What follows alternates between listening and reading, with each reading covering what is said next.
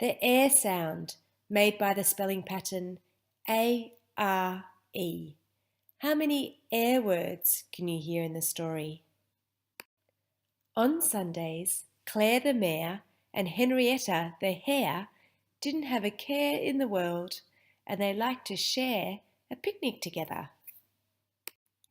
On the rare occasion that it rained, they would take their raincoats and umbrellas.